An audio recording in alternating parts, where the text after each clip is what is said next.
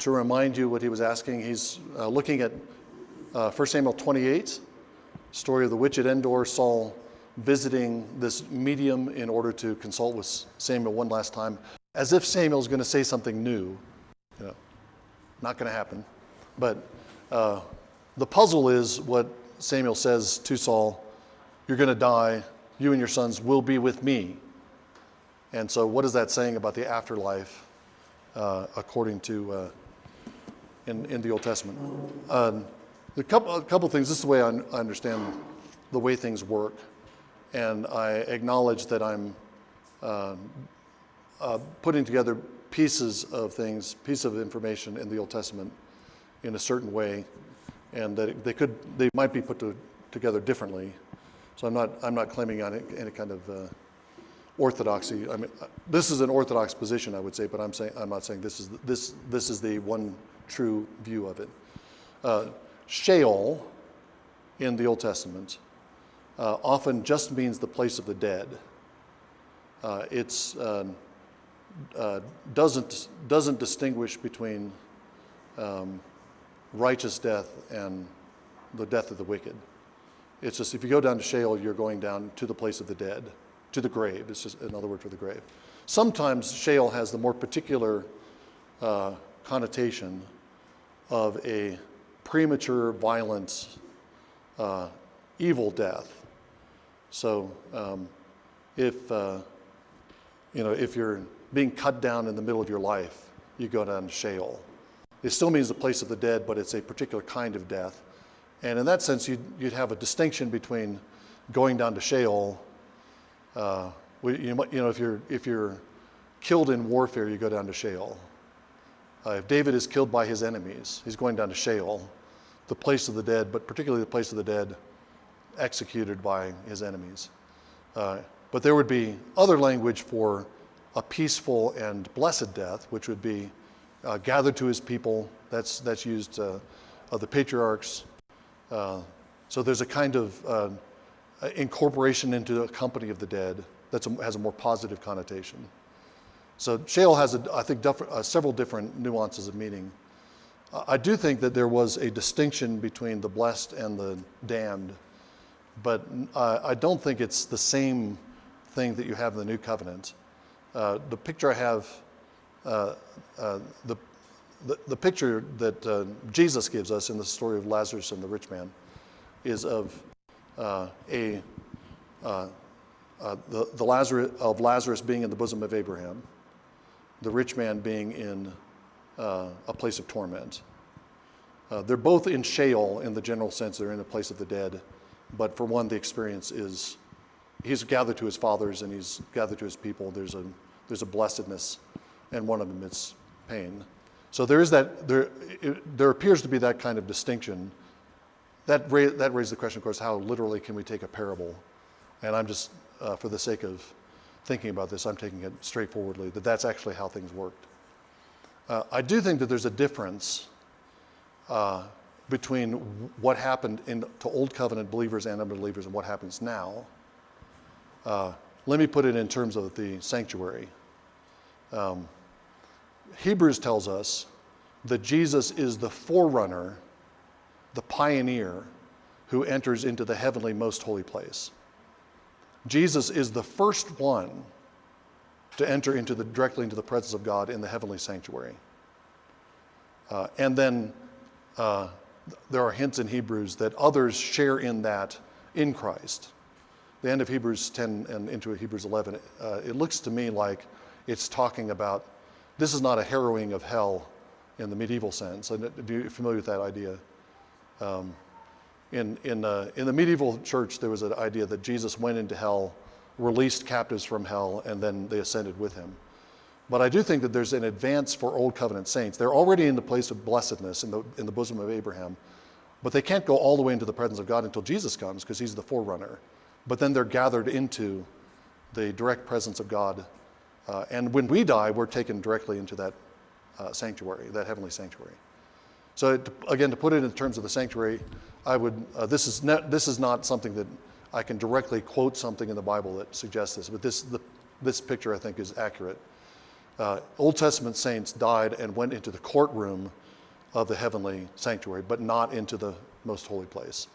They're near God, but they're not as near God as they are when Jesus comes and brings the living and the dead into the presence of God. And I think that by the same token, there's an intensification of the blessedness of the faithful dead in the New Covenant. There's an intensification of the punishment of the wicked in the New Covenant. So the lake of fire, that's the image of Revelation. So that's how I see things. That I think there is a different afterlife structure in the Old Covenant, the New Covenant. The thing that I'm most confident about in all that is that Jesus is the first one to go fully into the presence of God, because of the way that Hebrew talks about Jesus as high priest and pioneer, and no one is there yet until Jesus enters, and then others are caught up with him. So I hope that. So I think what Samuel's talking about there, what is being described, you could take that generally. I think this would be a satisfying way to take it, that you and your sons will be with me in the place of the dead, in the grave. I think we have to be agnostic about what happened to Saul in the end. It doesn't look like there's any kind of repentance. It looks to me like he's on a trajectory toward damnation. But I'll leave that not my decision to make. But Jonathan is certainly he's a godly, faithful man, and he's going into a place of blessedness. But I would think that the more generic idea of the grave is probably what Samuel's referring to. I mean, for Jesus, he's talking about he's going into the grave. There are other ways to take that phrase, but going to the grave. He's in a cave, so he's not literally under the ground, but he's under the rock. So I think that's just Samuel's body went into the ground. When he makes an appearance, he's coming up from the place where he was buried. So I wouldn't press that to say that Sheol is located in a literal lower place. At least I wouldn't at the moment. But all right, let's talk about Kings for a bit. As I said, I'm primarily going to concentrate on Kings, but I'll start out by talking about both Kings and Chronicles together. Like Samuel, Kings and Chronicles are single books, even though they're divided in two in our Bibles. They aren't, in terms of narrative, in terms of structure, in terms of theology, authorship. There's Kings is a book, Chronicles is a book. And they both cover roughly the same time period. Kings begins at the end of David's life. David is still alive in the first couple chapters of Kings. He's on his deathbed, and the succession to Solomon is taking place in the first chapters of Kings.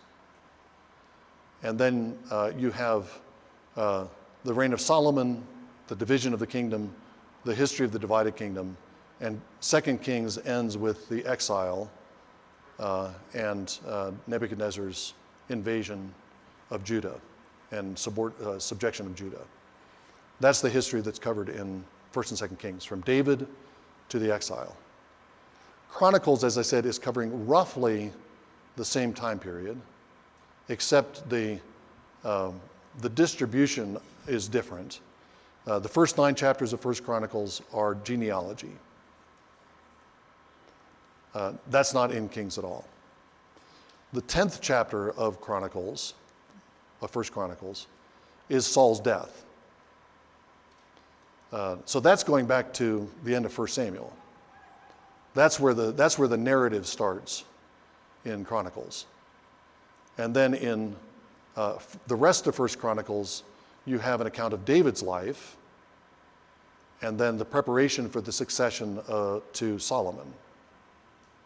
So First Chronicles begins with the genealogy, actually begins with the name Adam, and goes through the end of David's reign. Second Chronicles begins with Solomon's reign, goes through the division of the kingdom. It traces the history of the divided kingdom, but in Chronicles the focus is more exclusively on the southern kingdom, which is Judah, and the Davidic kings, with much less attention to the northern kingdom.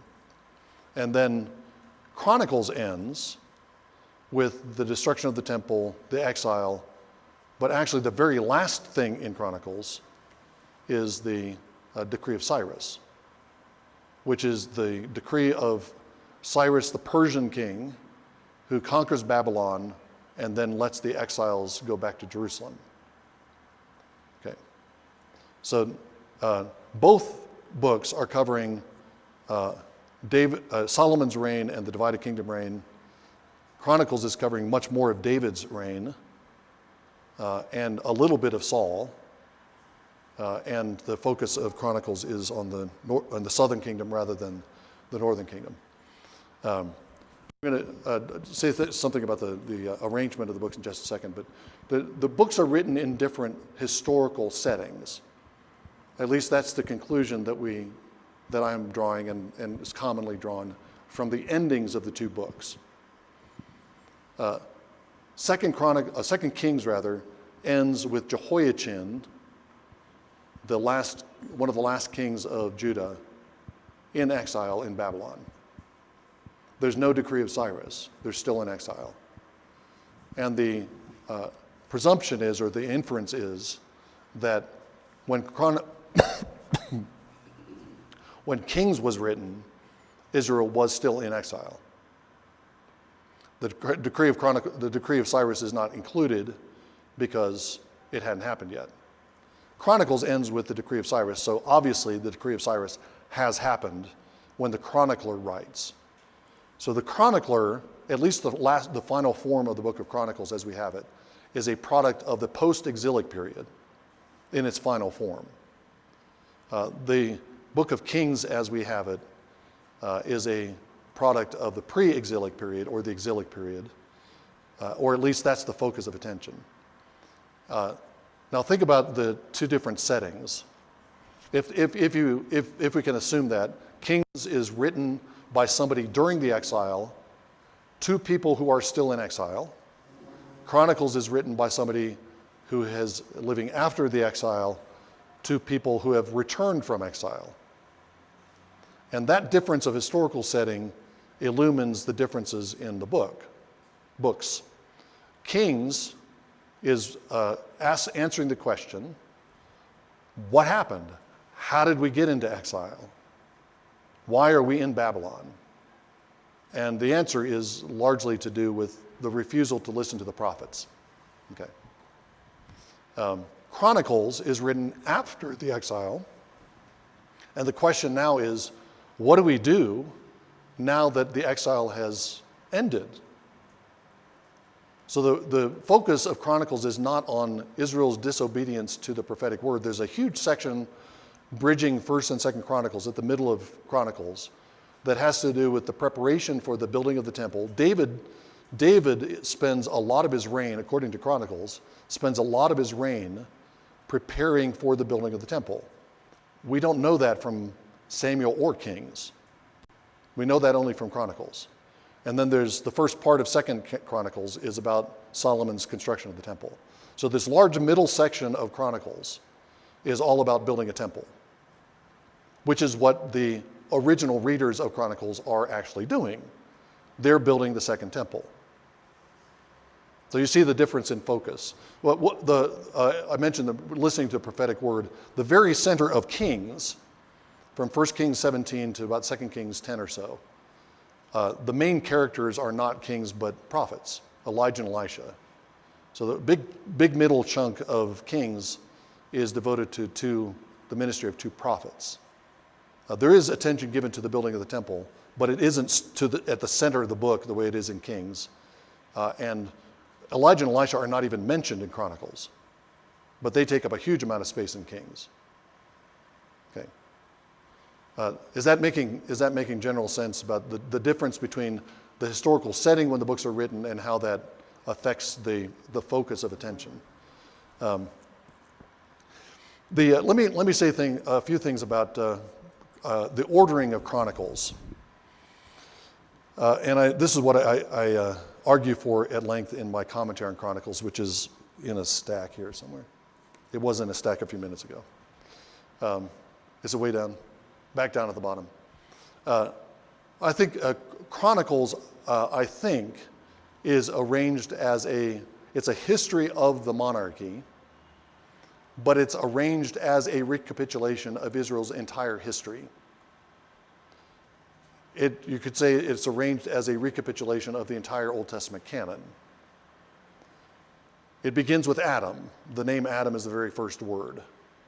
And it has genealogies pre-Abraham. Not a long genealogy pre-Abraham, but it has the genealogies that come from Genesis 10. And then it goes into the genealogies of Israel in chapter 2 and from then on. But the history of Israel is being set in this global history as it is in the book of Genesis. So you have genealogies that begin with Adam, that recount the different genealogies of the tribes of Israel. And I think the Chronicles is taking us back to the origins of the Old Testament canon. The first episode, the first narrative portion in Chronicles is 1 Chronicles 10, which is the death of Saul. In 1 Chronicles 10, the death of Saul is followed by, or the product of that, the consequence of that, is that the Philistines come and take over cities in Israel. There's a Philistine occupation of the land. As I've said a number of times already, the Philistines are cousins to the Egyptians. A Philistine occupation of the land and a Philistine enslavement of Israel is like a return to Egypt. So the setup is you have a kind of Genesis genealogy, you have kind of an Exodus or a descent into Egypt episode with Saul's death, and then David is presented in the rest of 1 Samuel as a Mosaic character, more so than he is in 1 and 2 Samuel. 1 and 2 Samuel, David is presented as I pointed out, a Jacob, and he's following the history of Israel. That's following the history of Moses in some respect too. But David is presented as a Mosaic character, a new Moses in 1 Chronicles. How so? Well, one of the main things Moses does is enter into the cloud on the mountain, and he sees the pattern. The Hebrew word is tabnit. He sees the pattern for the tabernacle, and then he brings the pattern down, and the materials and furnishings of the tabernacle are made according to the pattern that he saw in the cloud up in the mountain. In Chronicles, David receives the pattern, not Solomon. David's the one who receives the pattern, and he brings that pattern down. He begins to gather the materials for Solomon to build the temple. He organizes the priests, which is another thing that Moses did. He introduces some new organizational principles to the priesthood, some new activities for the priests, as we'll talk about tomorrow. But he's doing Mosaic kinds of things. You don't see David fighting a lot of battles in Chronicles. You see him preparing for the building of the temple, organizing the priests, organizing his kingdom. And then wanted to point to this. In 1 Chronicles 29, right toward the end of 1 Chronicles, 28, there's a speech that David gives to Solomon. And I'll read a couple of sections of this. This is in 1 Chronicles 28, 9 and 10. As for you, my son Solomon, know the God of your father and serve him with a whole heart and willing mind. For the Lord searches all hearts and understands every intent of your thoughts. If you seek him, he will let you find him. But if you forsake him, he will reject you forever. Consider now, for the Lord has chosen you to build a house for the sanctuary. Be courageous and act. And then verse 20, David said to his son Solomon, be strong and courageous and act. Do not fear or be dismayed, for the Lord my God is with you. He will not fail you nor forsake you until all the work for the service of the house of the Lord is finished. Okay. Ring any bells? Be strong and courageous. Yeah. It's Joshua speaking to the people. It's the Lord speaking to Joshua. And it's Moses speaking to Joshua too, back in earlier part in the Pentateuch. Okay. David is the Moses figure. Solomon he's not a conqueror, but he's the one who's going to build the temple that completes and solidifies the conquest. So we're moving from a Genesis type genealogy, a Philistine occupation. David does deliver the people from the Philistine occupation, so there's a kind of exodus. And then David begins the preparations for the building of a house, receiving the tablet. Then he passes on those instructions to Solomon with the exhortation, be strong and courageous. So Solomon is in the slot of Joshua. And in that context, the divided kingdom period in 2 Chronicles resembles the confusion and the turmoil and the idolatries of the period of the Judges.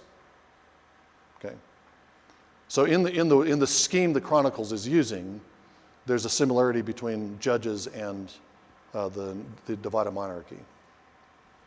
Now here's the kicker. Here's the twist.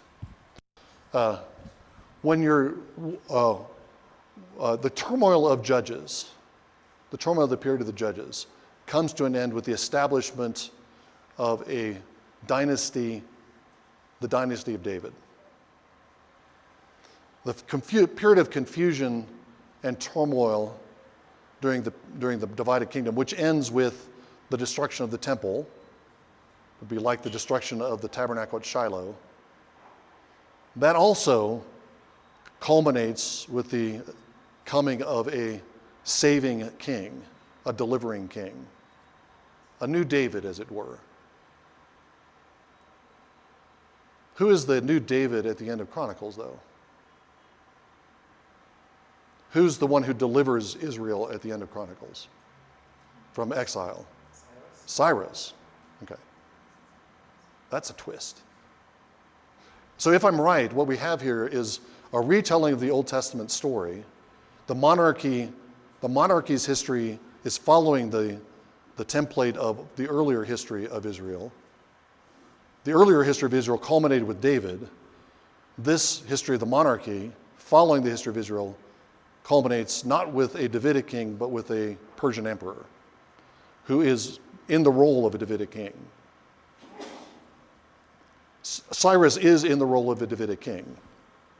Cyrus is the one who is the king who sponsors the building of the second temple. He's the Solomon of the second temple. There's no Davidic king overseeing the project of building the second temple. It's the Persian kings who provide all the material and defend Israel from the people of the land who are trying to stop them. In Isaiah 44, you may be aware that Isaiah prophesies about Cyrus by name and calls him my anointed, calls him my servant. That's the end of Isaiah 44. My shepherd, he will perform all my desire. He declares of Jerusalem, she will be built. He declares of the temple, your foundation will be laid. And that's all said of Cyrus. Isaiah 44:28. Okay. So Israel enters, at the end of Chronicles, Israel is entering a new phase of her history where the Davidic role of temple building and delivering Israel is played by a Gentile ruler. Okay. I think that's the way that Chronicles is structured. And that's part of the political theological message of Chronicles. In the exile and post-exilic period, Israel in fact does enter a stage of her history where she doesn't have the same kind of national independence that she had under the kings, or even under the judges. From the time of Nebuchadnezzar on to the time of Jesus, Israel is basically under other powers. Babylon first, then Persia, then the Greeks come through, Alexander, and there's a contest between a couple of Alexander's successors over Israel. Then the Romans come in. There's a period of time, about 80 years, when the Israelites, the Jews carve out a small kind of city-state around Jerusalem in the aftermath of the what's called the Maccabean Revolt. But even then, Israel doesn't have the political clout and stature. They never return to the same borders that they had under Solomon. And most of that time, most of that 400-year period, they're under Gentile rulers. But I think Chronicles is indicating that that's God's arrangement for this new stage of Israel's history. And God has conferred at least some of the Davidic responsibility for managing and overseeing Israel to Gentile rulers. Okay. Yeah, the Davidic line is not interrupted. The Davidic kingdom is. There are still descendants of David in the post-exilic period, all the way up. Of course, Jesus is a descendant of David. He can trace his genealogy back. You never have a Davidic king again. One part of the question, at least I'm going to answer. I don't know if you were asking this, but I'll answer it. This is the decree of Cyrus at the end of 2 Chronicles. The Lord, that's the name Yahweh. Yahweh, the God of heaven, has given me all the kingdoms of the earth.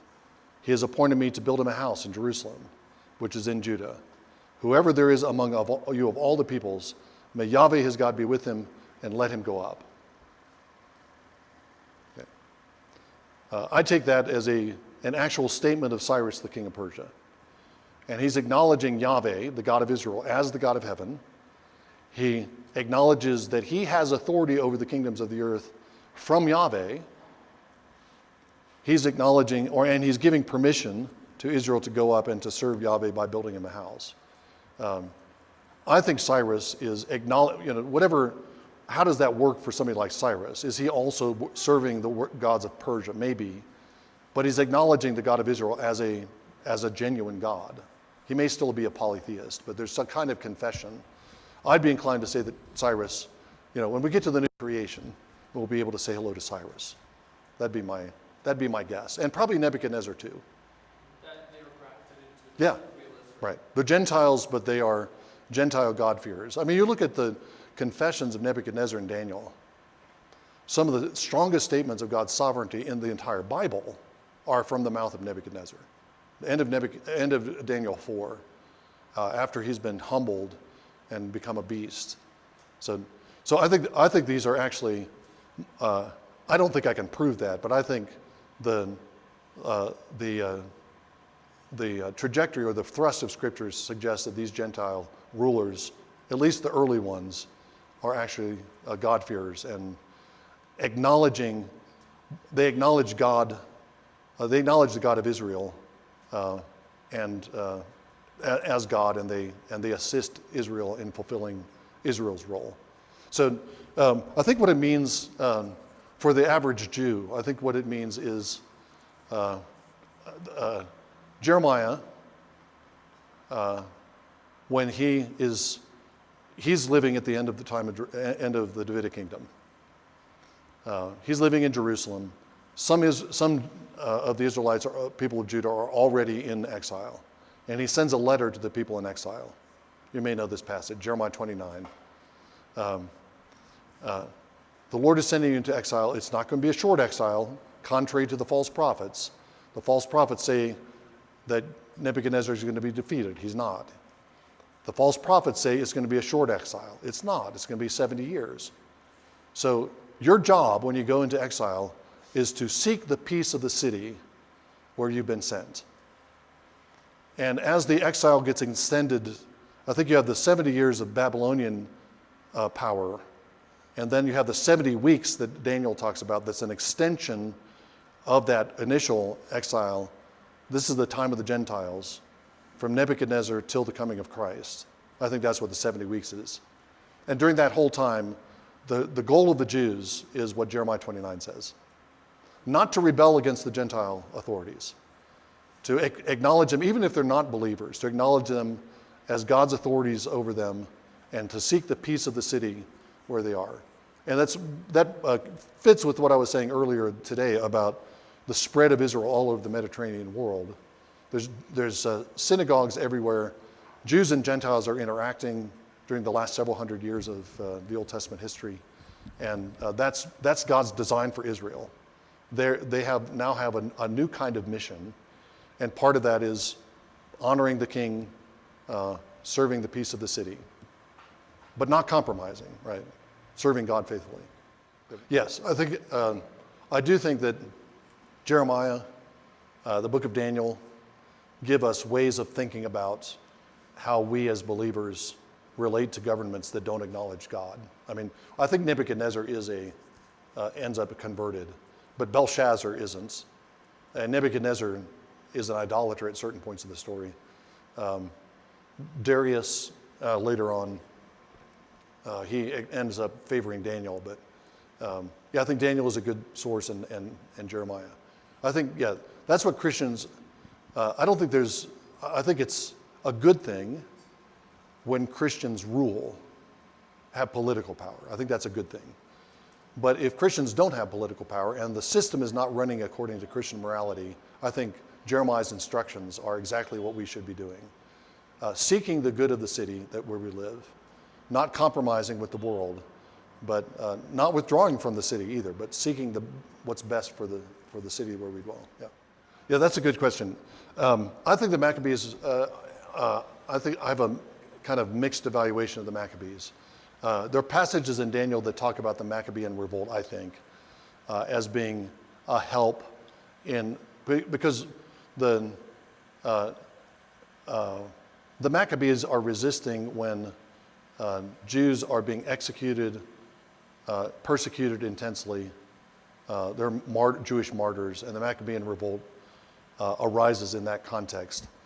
The Maccabean Revolt, I think, goes wrong pretty quickly, and you have a corrupted leadership in Israel. And by the time you get to the New Testament, a lot of people have a kind of Maccabean mindset.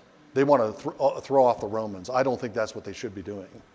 I think they should be doing what Jesus tells them to do. Jesus is telling them basically what Jeremiah said in his time. Go the second mile, turn the other cheek, agree with your brother quickly, seek the peace of the city. I think that's what the Jews are supposed to be doing, but many of them don't, and that leads to a huge crisis in the first century for Judaism. Isaiah was living during the reign of Ahaz and Hezekiah, long before Nebuchadnezzar, 100 some odd years before Nebuchadnezzar, a couple hundred years before Cyrus. Yeah. So he's not in the time of Cyrus, which is why critical biblical scholars think that part of Isaiah must be from somebody who's living later, because it's not possible for a prophet to predict a Gentile ruler by name several hundred years before he appears. But that, I think, if you don't believe in prophecy, you might draw that conclusion, but I believe in prophecy.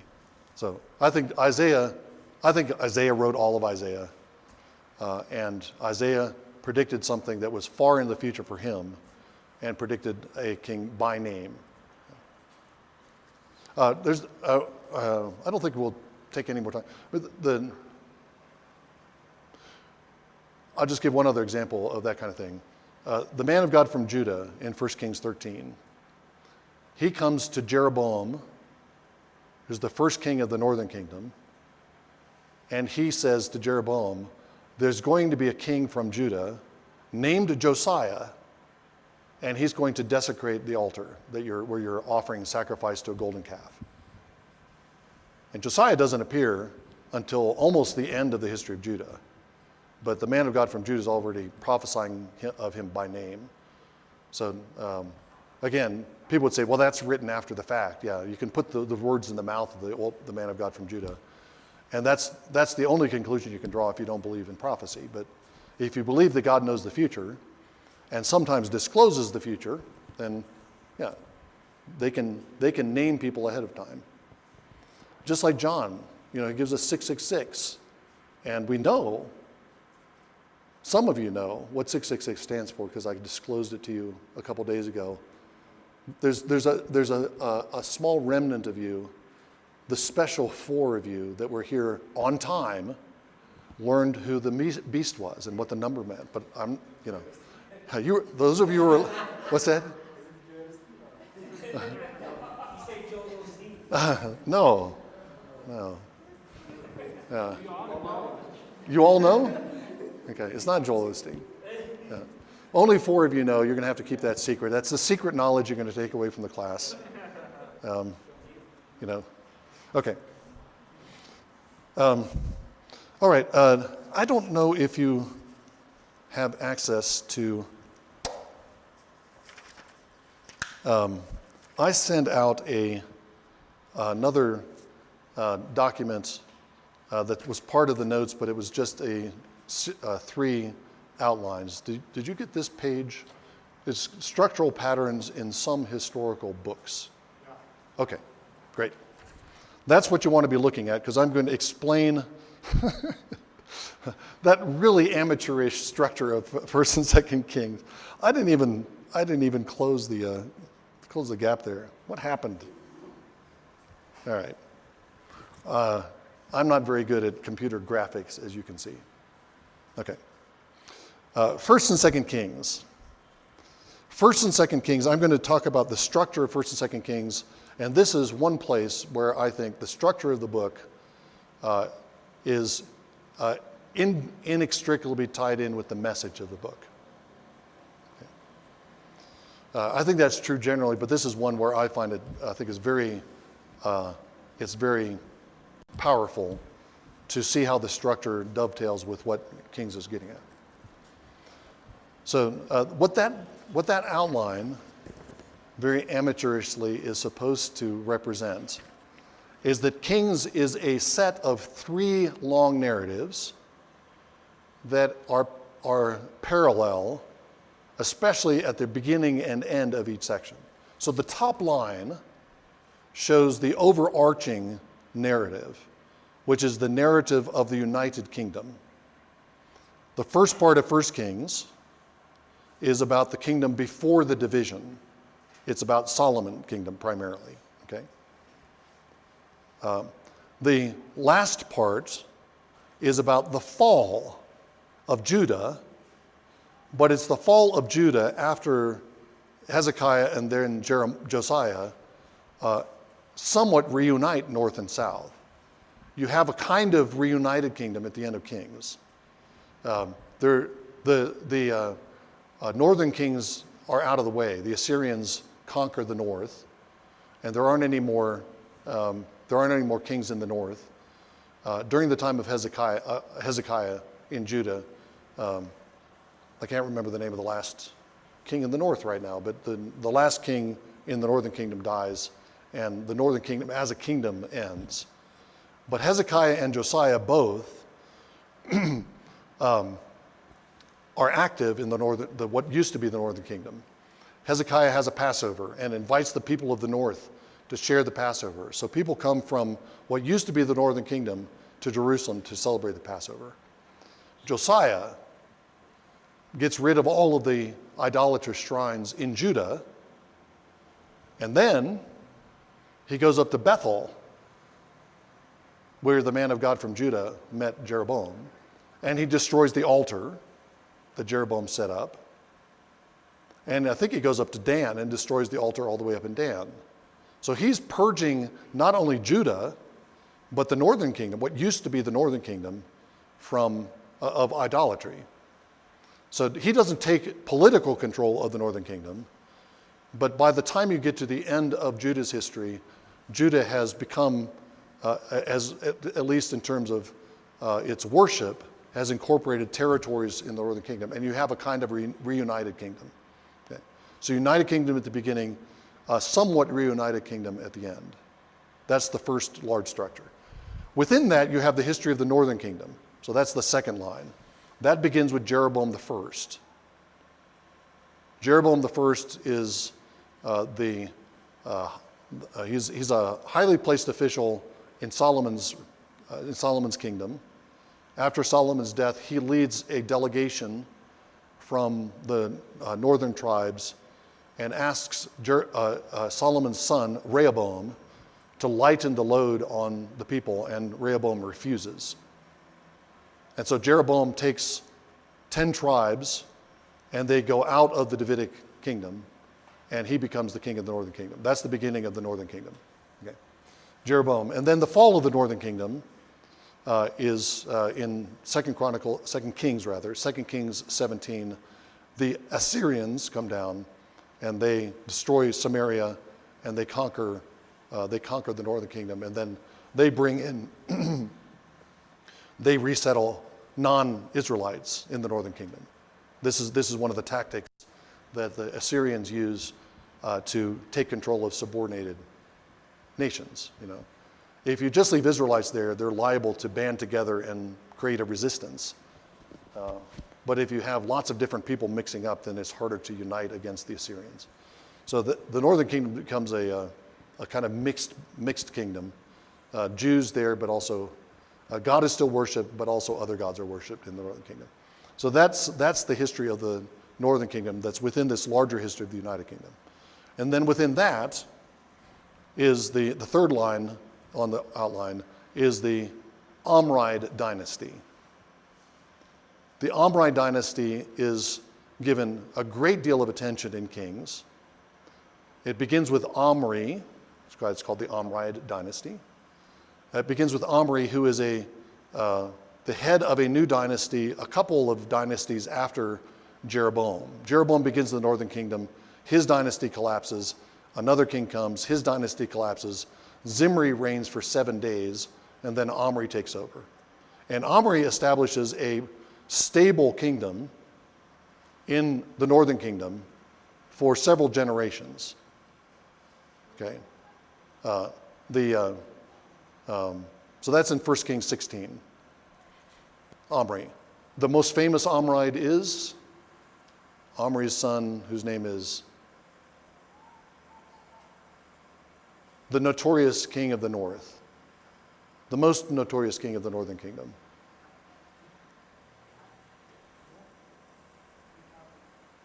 I can't hear.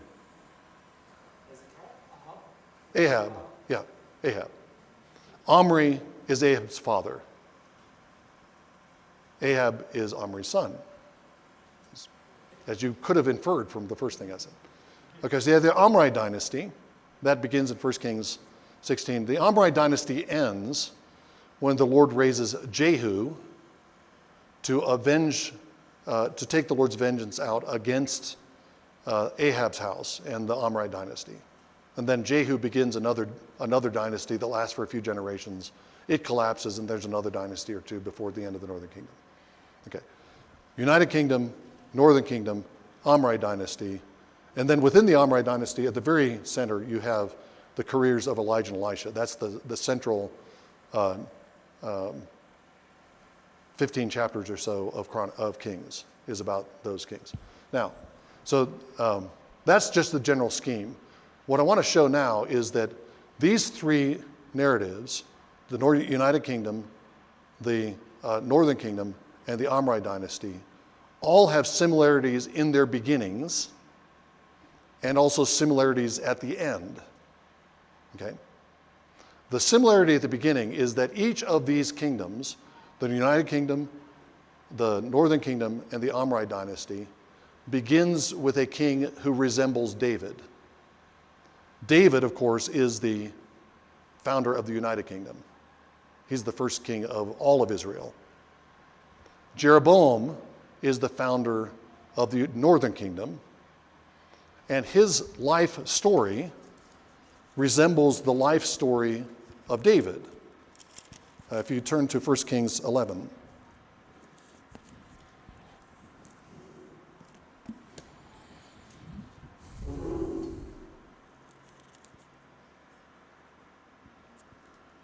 First Kings 11, beginning of verse 26.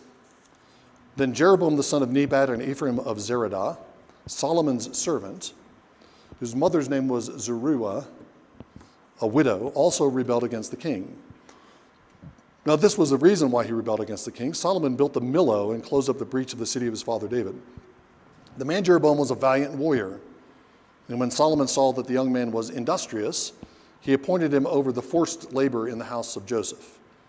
And it came about at that time when Jeroboam went out of Jerusalem, the prophet Ahijah, the Shilonites, prophet from Shiloh, Ahijah the Shilonite found him on the road. Now Ahijah had clothed himself with the new cloak, and both of them were alone in the field. Ahijah took hold of the new cloak, was on him, and tore it into 12 pieces. I talked about this earlier. 10 pieces to Jeroboam, 2 pieces reserved for the house of David. Skipping on down a little bit, after the oracle of Ahijah, verse 40, Solomon therefore sought to put Jeroboam to death, but Jeroboam arose and fled to Egypt, to Shishak, king of Egypt. And he was in Egypt until the death of Solomon, and then he comes back and he confronts Rehoboam. Do you see the similarities with David's life? Like David, he's a high official, a leader in the kingdom of his predecessor. Jeroboam serves Solomon. Like David, a prophet is sent to tell him he's going to be the next king. Jeroboam's son is not going to be king. Solomon's son is not going to be the next king. Jeroboam is going to be the next king. Solomon hears about it, and he begins acting like Saul, trying to kill Jeroboam. Jeroboam gets away from Solomon by fleeing to Egypt, as David fled to the Philistines. David came out of Philistia to inherit the kingdom. Jeroboam comes out of Egypt to inherit 10 of the tribes. Okay. Jeroboam his life story resembles the life story, the shape of the life story of David. Jeroboam is another David, but he's a counterfeit David in several respects. It's a counterfeit David in that he rebels against Solomon, which David never does against Saul. He's a counterfeit David in that he's an idolater, but he still has the shape of his life has this kind of Davidic, his life has a Davidic shape to it.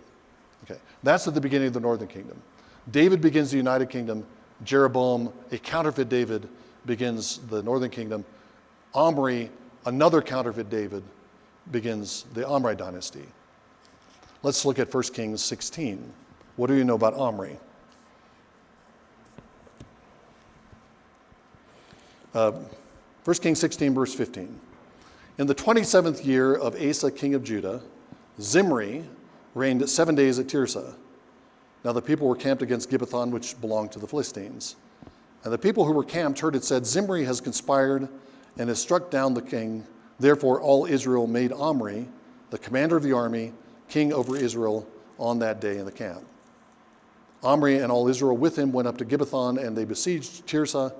And it came about when Zimri saw that the city was taken, he went into the citadel of the king's house and burned the king's house over him with fire and died. Because of his sins which he sinned, doing evil in the sight of the Lord, walking in the way of Jeroboam, and his sin which he sinned, making Israel sin. Now the rest of the acts of Zimri and his conspiracy which he carried out, are they not written in the book of the Chronicles of the kings of Israel? Then the kingdom of Israel was divided into 2 parts. Let me pause there and summarize so far. So you've got a predecessor king, Zimri. He doesn't reign very long. Omri is a commander in Zimri's army. So you have that Saul-David kind of connection. Zimri commits suicide. He burns down the house around him.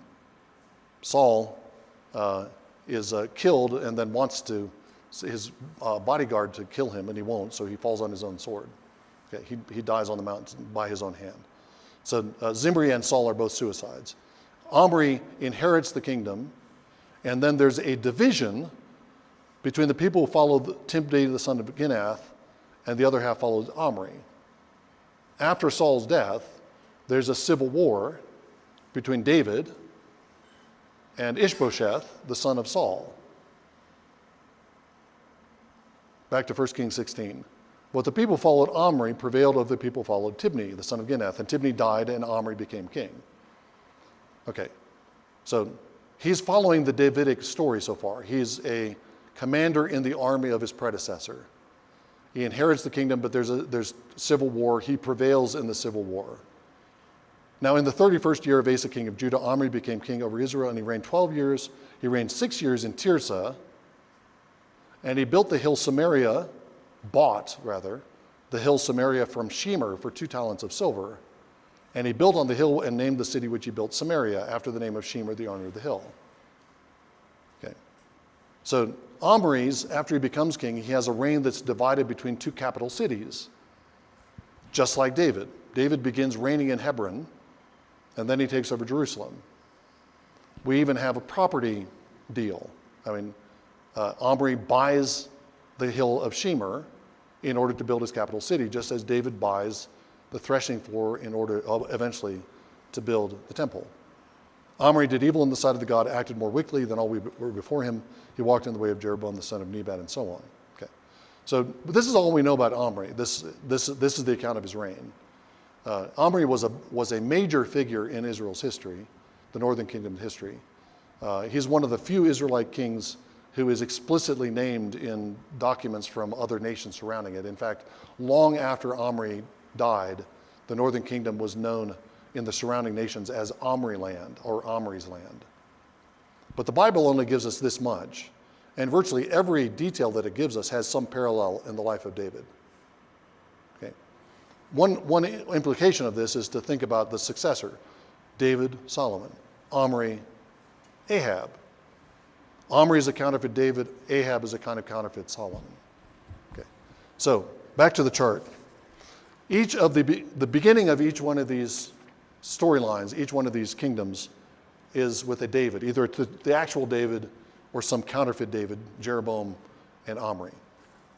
At the end of each of these reigns, there are similar events.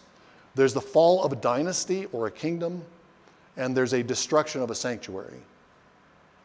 The Omri dynasty, to start at the bottom here, the Omri dynasty falls because Jehu takes out the house of Ahab. And then Jehu also destroys a temple. Anybody remember the story of Jehu destroying the temple? It's the temple of Baal, which Ahab has built in Samaria. Do you know the story? Jehu says, Ahab served Baal a little, I'll serve Baal a lot. Come on, all you Baal worshipers. We're going to have a big festival inside the temple of Baal. And once he gets all the Baal worshipers inside the temple of Baal, he locks them in and then he attacks them and slaughters them. And then he destroys the temple and it becomes a sewer. As I like to teach my kids when they were young, Baal's house goes from temple to toilet. Okay. Nice little alliteration there, temple to toilet. Okay, so that's the fall of the Omri dynasty. The end of the Omri dynasty, the end of the line of kings, and the destruction of a sanctuary. The same thing happens in the northern kingdom. After several dynasties, there is the fall of the last dynasty in the north, and there is also a destruction of a temple. It's not destroyed until a few generations later, but Josiah destroys the shrines in the northern kingdom. The history of the United Kingdom also ends with the destruction of a sanctuary, Solomon's temple. Okay. Now, here's the punchline of all this. You're hoping for a punchline. Surely there's got to be something here more than what you've been telling us. The punchline is that at each of the endpoints, there is a mortal threat to the Davidic line.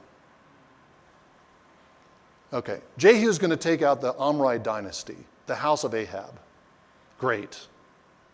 Problem. Ahab's descendants have intermarried with the house of David. You have kings in the south, in the Davidic line, who are also descended from Ahab. So if Jehu's going to take out all the house of Ahab, some of the Davidic princes are going to be targeted too, and they are. Okay. Dozens of Davidic princes are slaughtered by Jehu. And then Athaliah takes over in the southern kingdom. She's the one queen in the southern kingdom during this period. She's the daughter of Ahab and Jezebel. There's a little ambiguity about what her relationship is exactly. I think she's the daughter. She could be a granddaughter. I think she's the daughter. And Athaliah destroys all of the remaining princes in the house of David. She's got to eliminate all of them in order to establish her power. Okay? If she leaves one, and we talked about this with Judges and Abimelech, she leaves one, then that one prince can become the focal point for a resurgence of the house of David, which of course is what happens. The Lord rescues the house of David from destruction. The house of David hangs by the thread of a single person who is at the time an infant. But that infant is the salvation of the house of David. It brings the house of David back from the dead through Joash. Okay. The same thing happens again at the fall of the northern kingdom, the second line. The Assyrians destroy the northern kingdom. They take Samaria. They keep marching down to the south.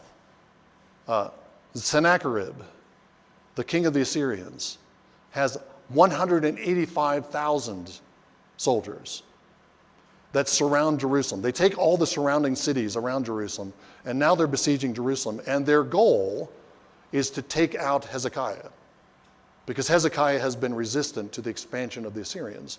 They want to put a puppet in the place who won't be a Davidic king, right? They want to replace Hezekiah and destroy the Davidic dynasty. Again, the house of David hangs by a thread. And Hezekiah goes into the house of the Lord, prays to God, and the Lord sends the angel of death and wipes out the 185,000 Assyrian soldiers and delivers Jerusalem. Another near-death experience for the house of David, and the Lord raises Hezekiah's kingdom from the dead. Then you get to the end of the United Kingdom. The Temple of Solomon falls. If we're going to the pattern, the dynasty of David should be utterly ended at that point. The line of David should become like the line of the northern kings, like the line of Omri. That's what the pattern has been. When these kingdoms come to an end, the dynasty ends. But look at the very last passage in 2 Kings. Nebuchadnezzar destroys the temple. Nebuchadnezzar takes the people into exile. Nebuchadnezzar breaks down the wall of Jerusalem. But the Davidic dynasty does not end. The Davidic line does not come to an end. 2 Kings 25:27. Now it came about in the 37th year of the exile of Jehoiachin, king of Judah, in the 12th month, on the 27th day of the month, evil Merodach, king of Babylon, in the year that he became king, released Jehoiachin, king of Israel, king of Judah, from prison. He spoke kindly to him and set his throne above the throne of all the kings who were with him in Babylon. And Jehoiachin changed the prison clothes and had his meals in the king's presence regularly all the days of his life. And for his allowance, a regular allowance was given him by the king, a portion for each day all the days of his life. The end of Kings is an elevation of a Davidic. He's in exile, he's not restored to kingship, but he's given an elevated position in Babylon. He's taken out of prison, he's given clothes that are befitting a king, he's given a place at the king of Babylon's table. And once again, God rescues the house of David from defeat and destruction.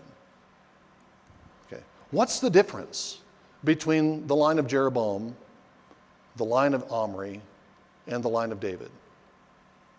Is the difference a matter of faithfulness to God? No. Okay. Manasseh, a southern king, a descendant of David, son of Hezekiah. Okay. Another father-son problem. Manasseh is as bad as Ahab, and he's a king in the south. The kings in the line of David are as unfaithful as the northern kings. You have some faithful kings in the south, that's true. But a lot of the kings were just as unfaithful as the kings of the north. What is it that preserves the house of David? Why does the house of David keep coming back from the dead?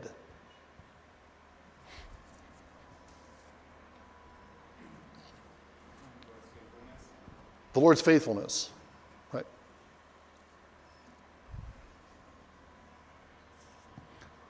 The only thing that keeps the Davidic line is the promise that God made to David.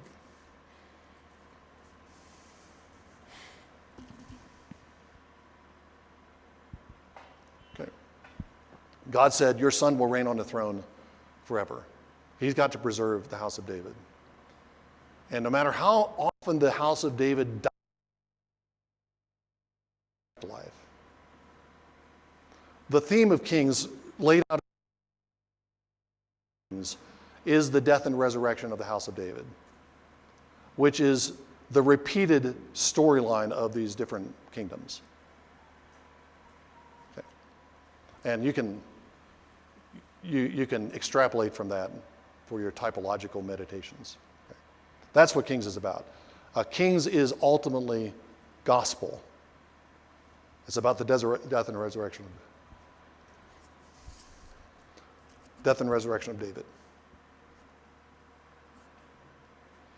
Questions?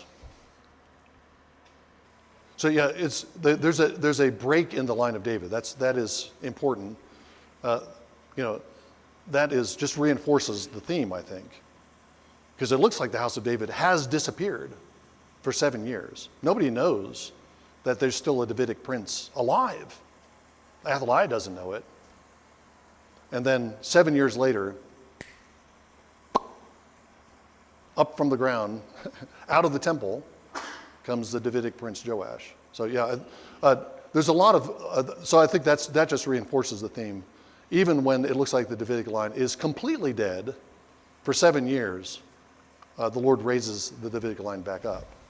Or you could say, even more so, Jehoiachin is raised up at the end, but there's no Davidic kings for several hundred years until Jesus. That's the final resurrection of the Davidic kingdom. The other thing I was going to say about Athaliah, if you've read Kings, so you know that Kings has a standard way of opening a king's reign and closing a king's reign. In the year of so-and-so, the king of Judah, so-and-so began to reign in Judah, and he reigned so-and-so years. He did evil in the sight of the Lord, and so on. That's the reign. And then you end the reign with, so-and-so died, he had reigned so-and-so number of years. The rest of the acts of so-and-so, aren't they not written in the Chronicles of the Kings of Judah? Okay. You've got these bookends around each king's reign. Athaliah doesn't have that. It's as if Athaliah, just in the structure of the narrative, Athaliah is not even acknowledged to be a legitimate ruler. Okay. But I think that, the interruption of the Davidic line just further reinforces God's faithfulness to David.